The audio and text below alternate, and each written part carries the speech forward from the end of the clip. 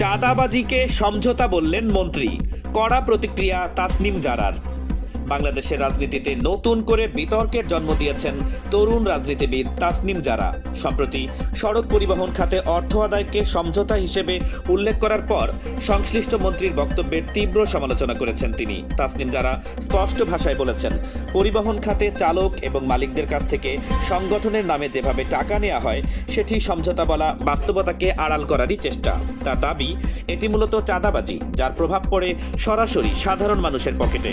তাসনিম জারা আরও বলেছেন, সরকার যদি এই ধরনের অনিয়মকে স্বাভাবিক হিসেবে উপস্থাপন করে তাহলে পরিবহন খাতে শৃঙ্খলা প্রতিষ্ঠা আরও কঠিন হয়ে পড়বে। তার মতে, চালকদের ওপর আর্থিক চাপ বাড়লে ভাড়া বৃদ্ধি অবশ্যম্ভাবী, আর শেষ পর্যন্ত ক্ষতিগ্রস্ত হয় সাধারণ যাত্রীরা।